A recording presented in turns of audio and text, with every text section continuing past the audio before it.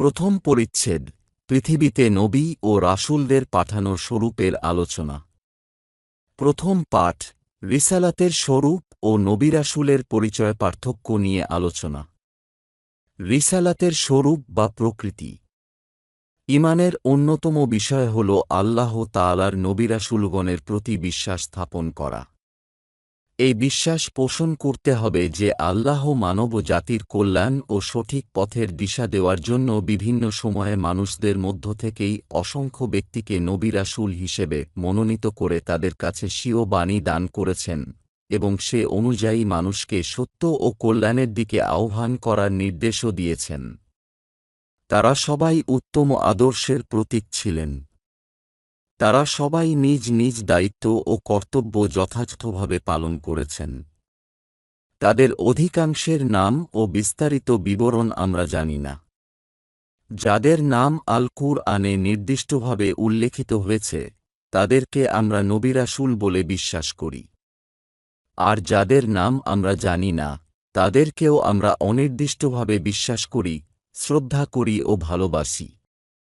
আমাদের সর্বশেষ ও সর্বশ্রেষ্ঠ নবী রাসূল হযরত মুহাম্মদ সাল্লাল্লাহু আলাইহি ওয়াসাল্লাম এর শরীয়তের অনুসরণ করে জীবন পরিচালনা করি। নবী ও রাসূলের পরিচয়। আল্লাহ মানুষের হেদায়াত ও কল্যাণের জন্য যে সব মনীষীকে নির্বাচন করে তাদের প্রতি ওহী বা প্রত্যাদেশ পাঠিয়েছেন তাদের সকলকেই নবী রাসূল বলা হয়। পবিত্র আল কুরআন ও আল হাদিসের ভাণ্ডারে দুইটি শব্দ ব্যবহৃত হয়েছে। একটি হল নবী ও অপরটি হল রাসূল। নবী শব্দটি আরবি নাবাউন শব্দ থেকে এসেছে, যার অর্থ হল সংবাদ, খবর, বার্তা ইত্যাদি। সে হিসেবে নবীর শাব্দিক অর্থ হল সংবাদদাতা। এই শব্দটির বহুবচন হল আম্বিয়া।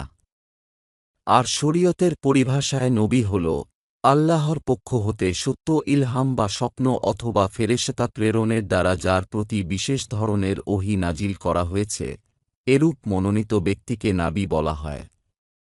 আত-তারিফাত ১ পৃষ্ঠার ২৩৯। রাসূল এর শাব্দিক অর্থ হল প্রেরিত, সংবাদ বাহক, পয়গম্বর ইত্যাদি। এই শব্দটির বহুবচন হল রুসুলুন।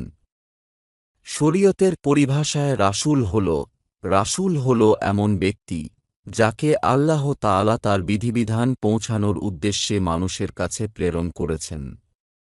আত-তারিফাত ১ পৃষ্ঠা ১১০। নবী ও রাসূলের মাঝে পার্থক্য। পারিভাষিকভাবে নবী ও রাসূল উভয়ের অর্থ কাছাকাছি হলেও বেশিরভাগ উলামায়ে কিরাম শব্দ দুইটির পারিভাষিক ও ব্যবহারিক অর্থের দিক হতে পার্থক্য নিরূপণ করেছেন। তারা বলেন, রিসালাত বা রাসূলের চেয়ে নবুয়াত বা নবীর দায়িত্ব সাধারণতর। তাই প্রত্যেক নবীই রাসূল নন, কিন্তু প্রত্যেক রাসূল নবী। যে কোনো নির্বাচিত ব্যক্তি আল্লাহর পক্ষ হতে ওহীর মাধ্যমে দ্বীন বা শরীয়ত বিষয়ক কোনো নির্দেশনা লাভে ধন্য হন তিনিই নবী। যিনি রাসূল হন তিনি আরও অতিরিক্ত কিছু দায়িত্ব লাভ ও পালন করেন।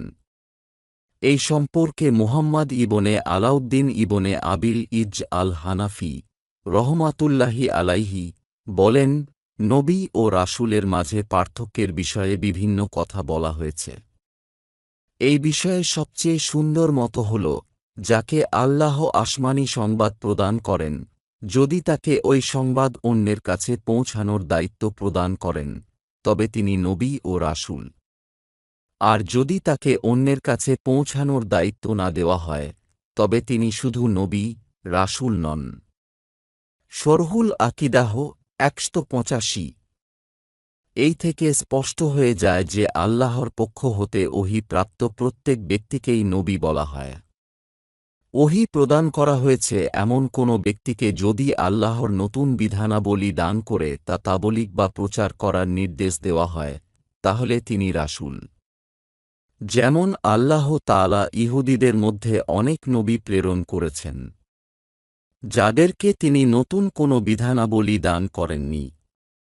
তাই তারা তাদের পূর্ববর্তী নবী হযরত মূসা আলাইহিস সালাম এর শরীয়ত অনুসারে তাদের জাতিকে পরিচালিত করতেন।